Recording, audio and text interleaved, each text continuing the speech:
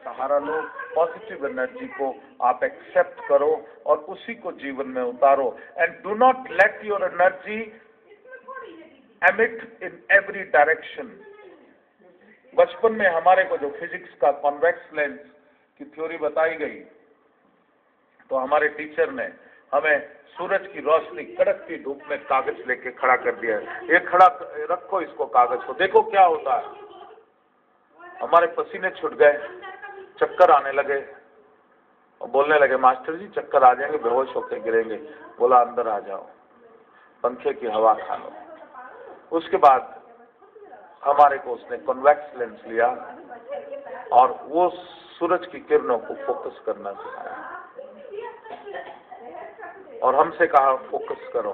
जैसे ही हमने किया मजा आ गया। 30-40 सेकंड के अंदर जहां हमने फोकस करी वहां आग पकड़ी गई, वहां अग्नि प्रज्वलित हो गई।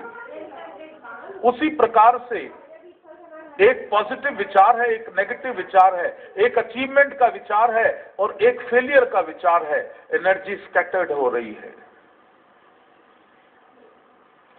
बर्न ऑल द ब्रिजेस, जो तुमको पीछे ले जाए वो सब खत्म कर दो and channel your energy into that direction. पहला सिद्धांत, तुम चाहते क्या हो, जो तुम चाहते हो। उसके बाद मुझसे कहो कि जो मेरे भीतर अनवांटेड है, जो मेरे डिवाइन पर्पस का हल नहीं निकालता, उस विचार को, उस सोच को, उस एक्शन को, उस व्यक्ति को मैं अपने जीवन से बाहर निकालता हूं। क्योंकि बहुत से व्यक्ति की सोच ही हम पकड़े रहते हैं, जो सोच इसने मुझे बड़ा दुख दिया। अपने से पूछो कि इस व्यक्ति को जो तुमने पकड़ा हुआ है, क्या ये सहायक होगा आपकी जीवन के डिवाइन पर्पस को हल करने के लिए? अगर उत्तर आए नहीं, तो तुरंत कहना, I release this person from my life, I release this person from my life. जो भय के, घृणा के, क्रोध के, फेलियर के विचार, डिसबिलीव के विचार मन में आ रहे हैं कि मेरा तो कुछ हो ही नहीं सकता, अपने से पूछना, क्या ये मेरे जीवन के डिवाइन पर्पस में सहायक सिद्ध होंगे? Are they solving the divine purpose of my life? अगर उत्तर है नहीं, तो I release all these thoughts, all these feelings from my life. कर सकते हो कि नहीं कर सकते? पहली बार मेहनत लगेगी, बार बार अभ्यास करोगे, धीरे धीरे आप रिलीज करना। अपने आप से प्रश्न पूछना, आई डिस्कार्ड, उन लोगों को मैं रिलीज करता हूं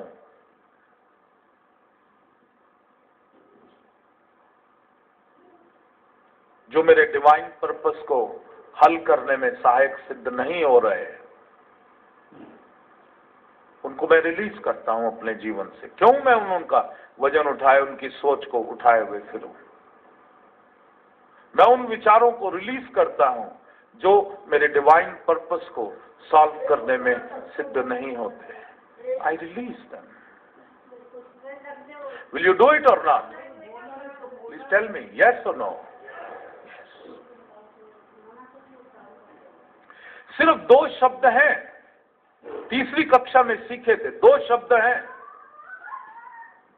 धूप का अपोजिट छाया, गर्मी का अपोजिट सर्दी, अशांति का अपोजिट शांति, दुख का अपोजिट सुख, दरिद्रता का अपोजिट संपन्नता, रोग का अपोजिट स्वास्थ्य। निरोग नहीं, नी में फिर रोग आ गया। स्वस्थ। घृणा का opposite Prem. Now choice is yours. तुम ही मनुष्य हो, तुम ही एक ऐसे जीव हो जिसको चुनने का अधिकार है। सिर्फ ये 2 शब्दों में से एक शब्द को चुनने का अधिकार है। को बड़ा मुश्किल काम बता रहा हूं क्या मैं आपको? दो में से एक ही तो चुनना है, and you have the power to choose. आप एक्सरसाइज करते हो, हर क्षण एक्सरसाइज करते हो। आज क्या रोटी बनेगी, यू सेलेक्ट। आज क्या सब्जी बनेगी, यू सेलेक्ट। आज कौन सा टीवी में प्रोग्राम देखना है, यू सेलेक्ट। आज कौन से कपड़े पहनने हैं, यू सेलेक्ट। कौन से साबुन से नहाना है, यू चूज। यही साबुन चाहिए। तरह तरह के विज्ञापन वाले लुभाते हैं कि ये वाला ले लो, ये वाला ले लो, इससे बाल हिलेंगे, इससे तुम अच्छे हो जाओगे। You choose. जब छोटी छोटी चीजों के लिए यू चूज।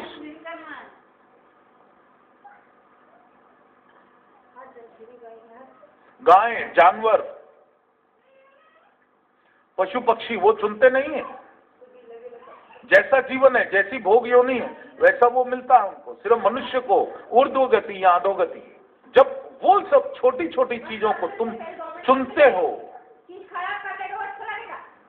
तो ये चुन सकते हो कि नहीं कि घृणा चुननी है कि प्रेम चुनना है, असफलता चुननी है कि सक्सेस चुननी है, रोग चुनना है कि पूर्ण स्वास्थ्य चुनना है।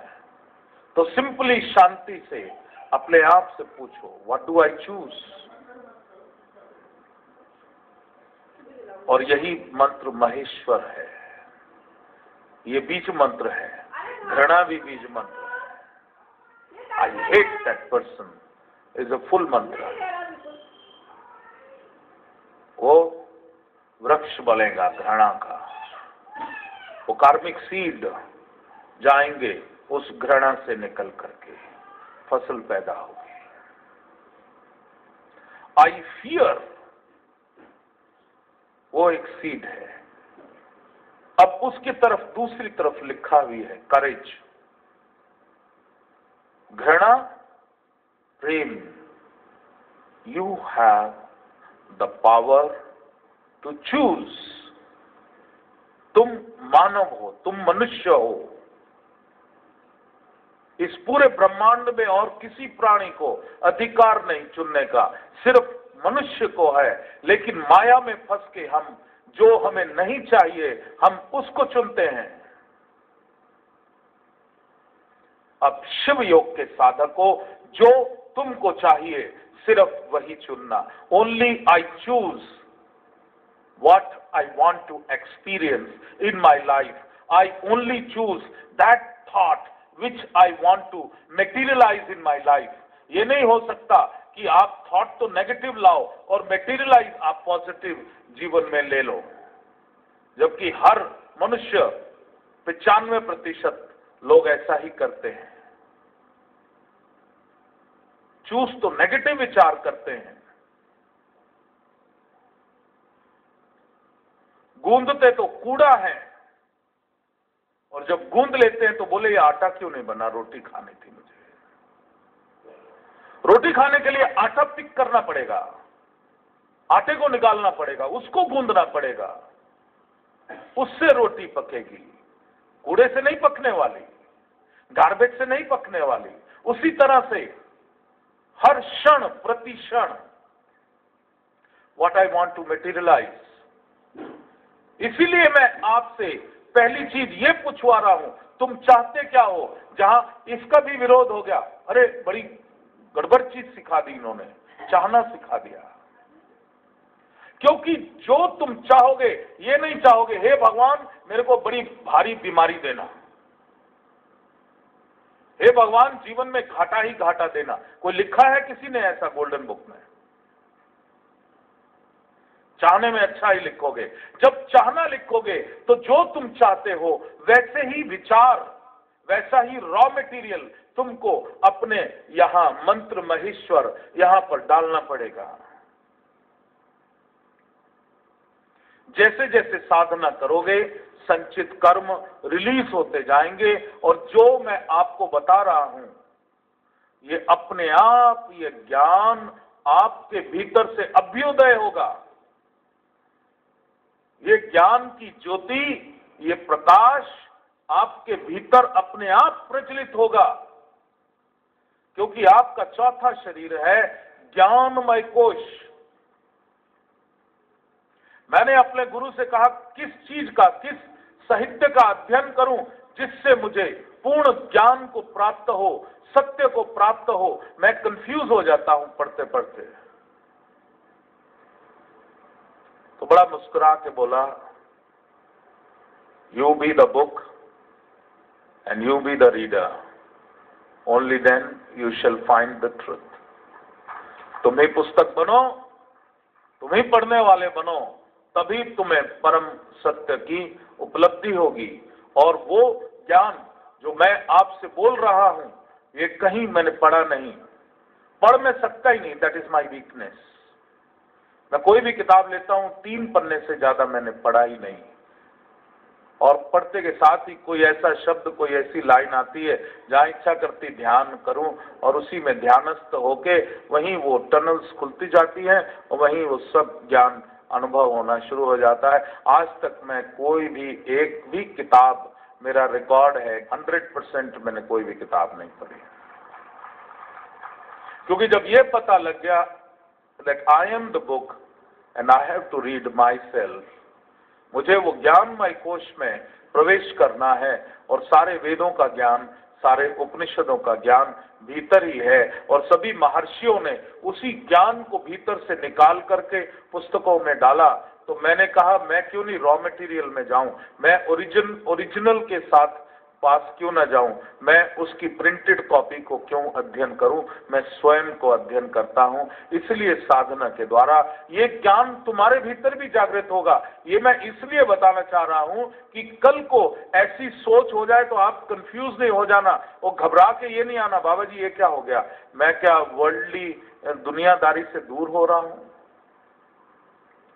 असली दुनियादारी तो अब जागृत होगी आपके भीतर, जब सब लोग आपको प्रेम करेंगे और दिल से प्रेम करेंगे, और आपका वहां होना ही उनके लिए परम शांति का कारण बनेगा, परम सुख का कारण बनेगा। और जब शिव योग साधक किसी के सानिध्य में पहुंच जाए तो उसके बिगड़े काम वो चाहे या ना चाहे अपने आप बनने शुरू हो जाएंगे, क्योंकि आपकी पॉजिटिव एनर्जी इतनी स्ट्रांग होगी कि उसकी वो नेगेटिव बाधाओं को वो न्यूट्रलाइज कर देगी और वो कहेगा मुझे फायदा हो गया। आप मेरे घर बार बार आया करो, जब भी आप आते हो कोई ना कोई एक अच्छी खुशखबरी आती है, कोई ना कोई मुनाफा, कोई ना कोई फायदा होता है। जहां जहां संभवी साधक के चरण पड़े वहां वहां प्रभु कृपा बरसी ही बरसी, चाहे आप इच्छा करो या ना करो। पहले पॉजिटिव इच्छा का अभ्यास करना, उसके बाद ये ऑटोमेटिक फिनोमिना हो जाएगा। फिर आपको इच्छा करने की जरूरत ही नहीं, ऑटोमेटिक सब कुछ जो है होना शुरू हो जाएगा। 2012 का समय जैसे जैसे बढ़ रहा है, पृथ्वी की चेतना 3rd डायमेंशन से 4th डायमेंशन में प्रवेश कर रही है।